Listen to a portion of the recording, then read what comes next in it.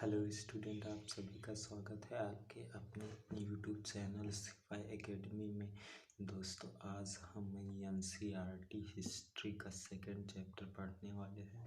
First chapter हमने अगले video में कवर किया था। आज हम सेकंड चैप्टर कवर करेंगे। सेकंड चैप्टर में जो इम्पोर्टेंट चीज़ें हैं सिर्फ हम उन्हीं को पढ़ेंगे, जैसे कि तुषार की रेल यात्रा। ये है इम्पोर्टेंट नहीं है, इसलिए हम इसे नहीं पढ़ेंगे। जो इम्पोर्टेंट है सिर्फ हम उन्हीं को पढ़ेंगे। ये चैप्टर है आरंभिक मानव की खोज में। अगर आपने पहला चैप्टर नहीं देखा है तो डिस्क्रिप्शन में उसकी लिंक मिल जाएगी, वहाँ से आप देख सकते हैं। और जैसा कि मैंने बताया था कि जैसे ही हमारे 6 क्लास की एनसीईआरटी की बुक कंप्लीट होगी, उसके शॉर्ट नोट मैं आपको प्रोवाइड कर दूंगा ताकि आप बहुत फास्ट रिवीजन कर सकें। लेकिन उससे पहले आपको पूरी एनसीईआरटी बुक ख़त्म करनी पड़ेगी, चाहे बुक से या वीडियो देखकर। तो ये है आरंभिक मानव की खोज में तुषार की रेल यात्रा। ये इम्पोर्टेंट नहीं है, इसलिए हम इसे छोड़ देंगे। ये है इम्पोर्टेंट आरंभिक मानव की खोज में। आरंभिक मानव उन लोगों के बारे में जानते हैं जो उपमहाद्वीप पर 20 लाख साल पहले रहा करते थे। आज हम आखेटक खाद्य संग्रह के नाम से जानते हैं। भोजन के इंतजाम करने की विधि के आधार पर उन्हें पुकारा जाता है। आमतौर पर खाने के लिए वो जंगली जानवरों का शिकार करते थे, मछलियाँ और चिड़िया पकड़ते थे। फल फूल, दाने, पत्तियाँ, पौधे, अंडे इकट्ठा किया करते थे। हमारे उपमहाद्वीप जैसे गर्म देशों में पौधे की अनगिनत प्रजातियां मिलती हैं, इसलिए पेड़ पौधों से मिलने वाले खाद्य पदार्थ भोजन के लिए अत्यंत महत्वपूर्ण स्रोत थे। इसलिए सबका कर पाना बहुत आसान नहीं था। ऐसे कई जानवर थे जो हमसे ज़्यादा तेज भाग सकते थे। बहुत से जानवर हमसे भी ज़्यादा ताकतवर भी होते थे। जानवरों के शिकार, चिड़िया या मछली पकड़ने के लिए बहुत सतर्क, जागरूक और तेज रहना पड़ता था। पेड़ पौधों से खाना जुटाने के लिए यह जानना जरूरी होता था कि कौन से पेड़ पौधे खाने योग्य हैं, क्योंकि कई तरह के पौधे विषैले भी होते हैं तथा हमारे फलों के पकने की समय की जानकारी भी जरूरी थी। ऐसे समुदाय में रहने वाले बच्चों के ज्ञान और गुणों के वर्णन करो। क्या तुम ऐसे गुण और ज्ञान है? आखेटक खाद्य संग्राहक समुदाय के लोगों के एक जगह से दूसरी जगह पर घूमने रहने के पीछे कम से कम 4 कारण हो सकते हैं।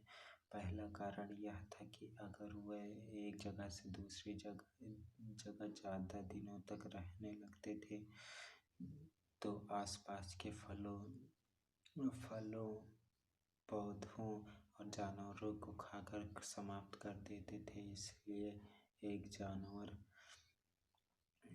इसलिए भोजन की तलाश में उन्हें दूर दूर तक जाना पड़ता था। दूसरा कारण यह था कि जानवर अपने शिकार के लिए या फिर हिरण और मवेशी अपना चारा ढूंढने के लिए एक जगह से दूसरी जगह जाया करते थे, इसलिए इन जानवरों का शिकार करने वाले लोग भी इनके पीछे पीछे जाया करते थे। तीसरा कारण यह कि पेड़ों और पौधे के फल फूल अलग अलग मौसम के लिए, इसलिए लोग उनकी तलाश में उपयुक्त मौसम के अनुसार अन्य इलाकों में घूमते होंगे। चौथा कारण यह है कि पानी के बिना किसी भी प्राणी या पौधे का जीवित रहना संभव नहीं होता है। और पानी झीलों, झरनों तथा नदियों में ही मिलता है। यद्यपि कई नदियों और झीलों में पानी कभी सूखता नहीं तथा झीलों और नदियों में पानी बारिश के बाद भी ही मिल पाता है, इसलिए ऐसी झीलों और नदियों के किनारे बसे लोगों को सूखे मौसम में पानी की तलाश में इधर उधर जाना पड़ता होगा।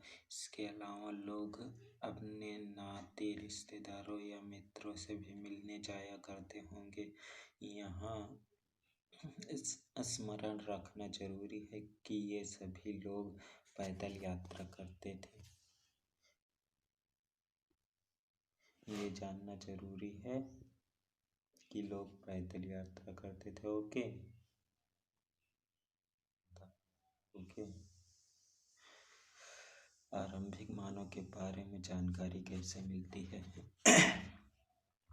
पुरातत्वविदों को कुछ ऐसी वस्तुएं मिली हैं जिनका निर्माण और उपयोग आखेटक संग्रह के रूप में किया करते थे। यह संभव है कि लोग यहाँ अपने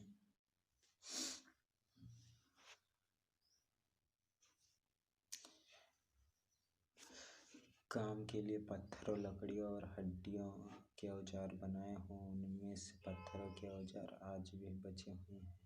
ये इम्पोर्टेंट है, ये देखिए। पत्थर के बने औजार, ये पत्थर के बने औजार प्राचीनतम है। मतलब ये का वाली लाइन जो है, ये औजार प्राचीन है। इन्हें कई हजार साल बाद बनाया गया था। ये औजार ये लगभग 10,000 साल पहले था।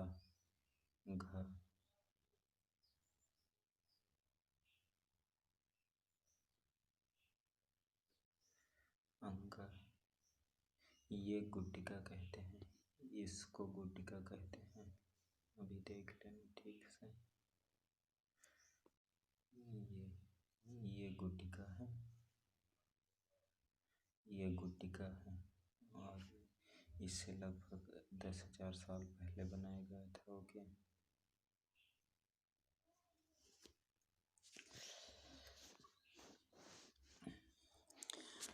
यहाँ पत्थरों के औजारों का उपयोग बताए गए हैं। ऐसे कामों के लिए एक सूची बनाओ जिसमें इस तरह के औजार काम आते हों। बताओ इनमें से कौन से औजार सामान्यतः पत्थरों के लिए किए जाते थे। कारण सहित बताओ। इसमें से कुछ औजारों का उपयोग फल फूल काटने, हड्डियों और मांस तथा पेड़ की छाल और जानवरों की खाल उतारने के लिए किया जाता था। कुछ ऐसे हड्डियों तथा लकड़ियों के मुट्ठे लगाकर भाले और बाण जैसे हथियार बनाए जाते थे। कुछ औजारों से लकड़ियाँ काटी जाती थी। लकड़ियों का उपयोग ईंधन के साथ साथ झोपड़ियाँ और औजार बनाने में किए जाते थे। ये देखो, ये थोड़ा इम्पोर्टेंट है। पत्थर के औजार का उपयोग बाएं में इंसान के खाने जड़ों को खोदने के लिए किया जाता था और दाएं में जानवरों की खाल से बने वस्त्रों को निकालने के लिए किया जाता था। ये वाला मिट्टी खोदने के लिए किया जाता था और ये वाला है, इसे खाल उतारने के लिए किया जाता था। ओके। रहने की जगह निर्धारित करना। मानचित्र 2 को देखो। लाल त्रिकोण वाले स्थान वे पुरास्थल है जहाँ से आखेटक खाद्य संग्रहों के होने के प्रमाण मिले हैं। यहाँ इसके अलावा और भी कई स्थान पर आखेटक खाद्य संग्राहक रहते थे। मानचित्र में सिर्फ 2 गिने चुने स्थान हैं। ये चिन्हित किए गए हैं। कई पुरास्थल नदियों और झीलों के किनारे पाए गए हैं।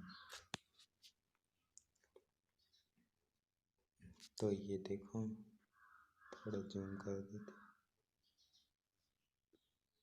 और जूम कर,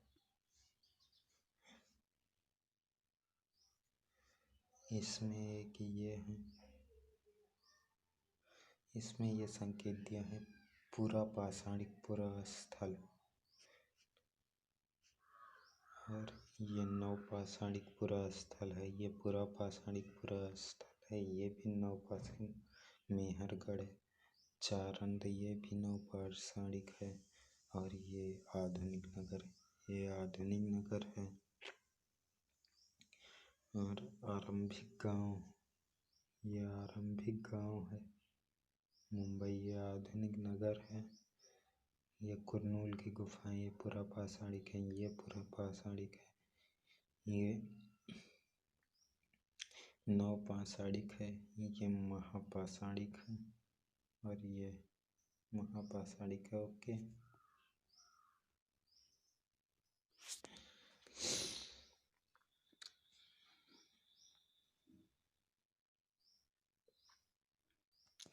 चूंकि पत्थर के उपकरण बहुत महत्वपूर्ण थे, इसलिए लोग ऐसी जगह ढूंढते थे जहां अच्छे पत्थर मिल सके, जहां लोग पत्थरों से औजार बनाते थे, तथा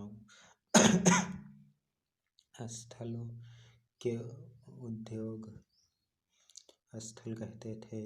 हमें इन उद्योगों के बारे में जानकारी कैसे मिलती है? आमतौर पर में ऐसी जगहों पर पत्थर बड़े बड़े टुकड़े मिलते हैं और ऐसे उपकरण मिलते हैं जहां लोग इन स्थलों पर छोड़ गए होंगे क्योंकि वे ठीक नहीं बने होंगे। साथ ही औजार बनाने के बाद पत्थरों के टूटे फूटे टुकड़े भी इन स्थलों पर मिलते हैं। कभी कभी लोग इन स्थलों का कुछ ज़्यादा समय तक रहा करते थे। ऐसे स्थलों को आवासीय और उद्योग स्थल कहते थे। जैसे भीमबेटका आधुनिक मध्य प्रदेश आवासीय पुरास्थल कहते हैं। यहाँ लोग रहा करते थे। इनमें गुफाओं और कंदराओं जैसे वह स्थल हैं जहाँ जिन्हें दर्शाया गया है। लोग इन गुफाओं में इसलिए रहते थे क्योंकि यहाँ उन्हें बारिश, धूप और हवाओं से राहत मिलती थी। ऐसी प्राकृतिक गुफाएं विंध्य और दक्कन के पर्वतीय इलाकों में मिलती हैं जो नर्मदा नदी के पास हैं। क्या तुम बता सकते हो कि रहने के लिए लोगों ने यह जगह क्यों चुनी होगी? अभी बताते हैं। ये देखिए,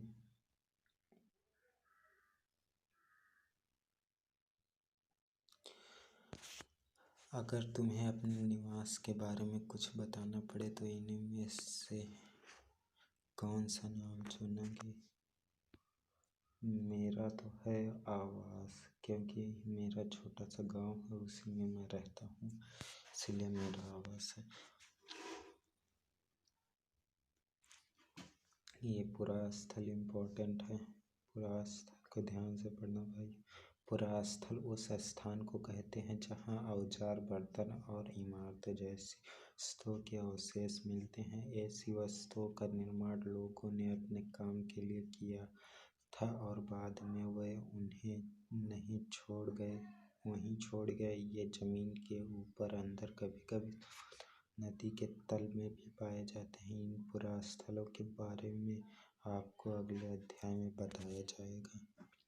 मैं आपको अगले अध्याय में बता दूंगा। ओके। पाषाण औजारों का निर्माण। पाषाण उपकरणों को प्रायः दो तरीके से बनाया जाता था। नंबर 1, पत्थर से पत्थर को टकराना, यानी जिस पत्थर से कोई औजार बनाना होता था उसे एक हाथ में लिया जाता था और दूसरे हाथ से एक पत्थर का हथौड़ी जैसे इस्तेमाल होता था। इस तरह आघात करने वाले पत्थर से दूसरे पत्थर का तब तक शल्क निकाले जाते थे जब तक वह वांछित आकार वाला उपकरण न बन जाए।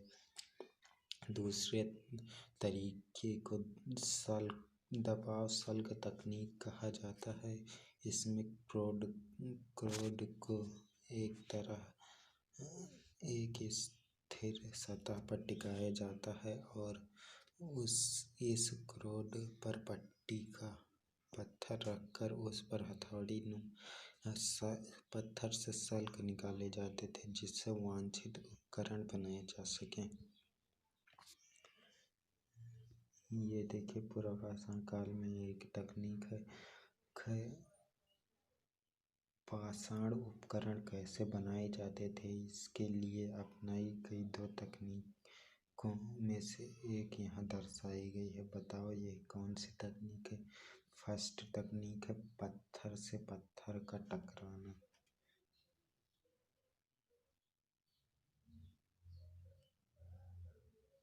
पत्थर से पत्थर का टकराना वाली तकनीक है ये। ओके।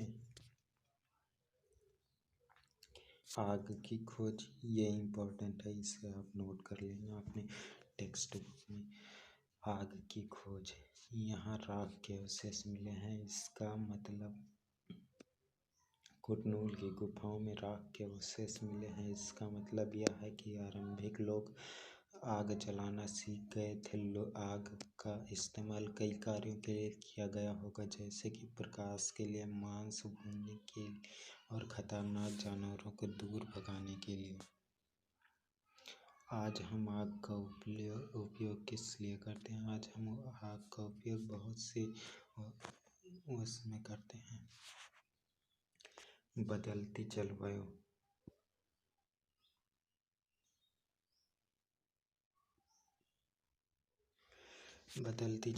लगभग 12,000 साल पहले दुनिया की जलवायु में बड़े बदलाव आए और गर्मी बढ़ने लगी। इसके परिणाम स्वरूप कई क्षेत्रों के घास वाले मैदान बनने लगे, जिससे हिरण, बारहसिंगा, भेड़, बकरी और गाय जैसे उन जानवरों की संख्या बढ़ी जो खासकर घास खाकर जिंदा रह सकते थे।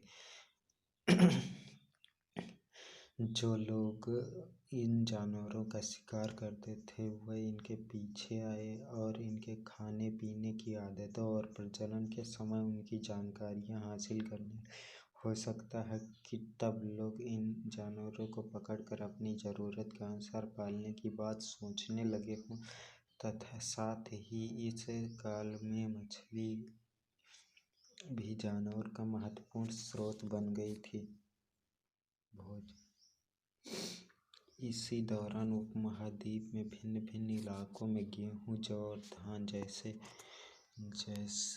अनाज प्राकृतिक रूप से उगने लगे थे। शायद महिलाओं और पुरुषों, बच्चों ने इन अनाजों को भोजन के लिए बटोरना शुरू कर दिया होगा। ये चैप्टर समाप्त हो चुका है। अब यही थोड़ा इम्पोर्टेंट बचा है, शायद नहीं, अभी समाप्त नहीं हुआ। ओके, हम जिस काल के बारे में पढ़ रहे हैं, नाम और तिथियाँ, हम जिस काल के बारे में पढ़ रहे हैं, पुरातत्वविदों ने उनके बड़े बड़े नाम रखे हैं। आरंभिक काल को वह पुरापाषाण काल कहते हैं।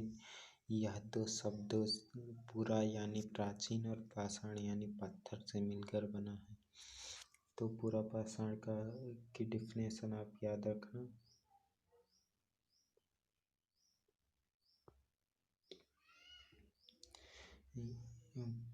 पुरा यानी प्राचीन और पाषाण यानी पत्थर से बना है। यह पुरा स्थलों से प्राप्त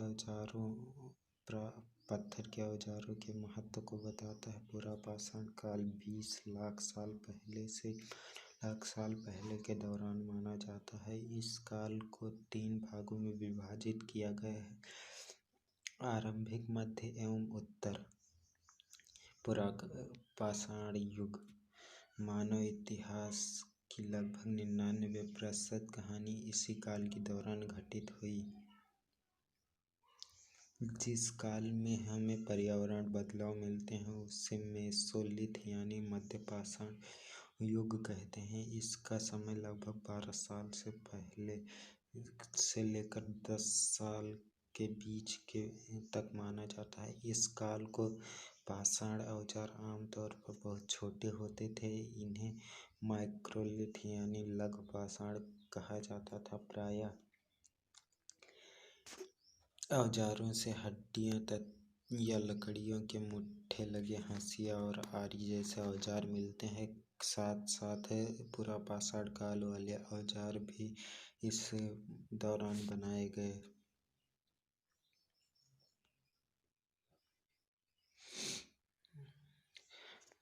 पृष्ठ 13 पर बने चित्र देखो। इस दौरान बनाए गए औजारों में तुम्हें कोई बदलाव दिखाई देता है? अगले युग की शुरुआत लगभग 10,000 साल पहले से होती है। इसे नवपाषाण कहा जाता है। अगले अध्याय में तुम नवपाषाण के बारे में पढ़ोगे। नवपाषाण का क्या मतलब होता होगा, हमने कुछ स्थानों में दिए गए हैं। अगले अध्यायों में तुम्हें इससे अनेक नाम मिलेंगे, जिनमें अक्सर पुराने पत्थरों के लिए उन नामों का प्रयोग करते हैं जो आज प्रचलित हैं, क्योंकि उन्हें हम ज्ञात नहीं कि उस काल में इनके क्या नाम रहे होंगे।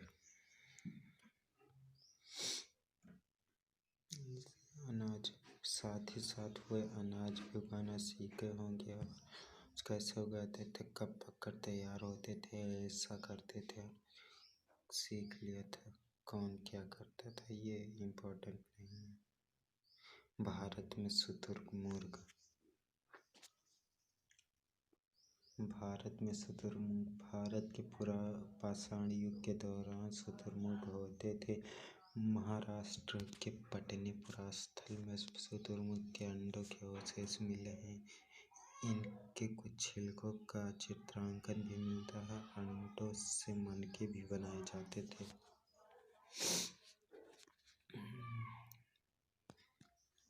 और इसमें कुछ इम्पोर्टेंट नहीं है। ये एटलस अन्यत्र है। एटलस में फ्रांस को ढूंढो। यह चित्र फ्रांस की एक गुफा का है। इस पुरास्थल की खोज 100 साल पहले एक चार स्कूली छात्रों ने की थी।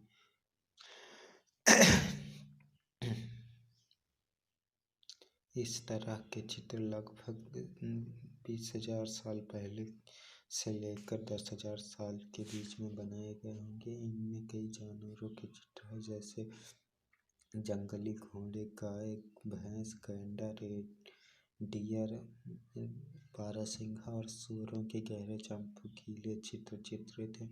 इन रंगों को लौह अयस्क और चारकोल जैसे खनिज पदार्थों से बनाया जाता था। यह संभव है कि इन चित्रों को उत्सव के अवसर पर बनाया जाता था या फिर इन्हें शिकारियों द्वारा शिकार पर निकलने से कुछ पहले अनुष्ठानों के लिए बनाया गया होगा। तो ये चैप्टर समाप्त हो चुका है और अगला चैप्टर हम जल्द ही अपलोड कर देंगे।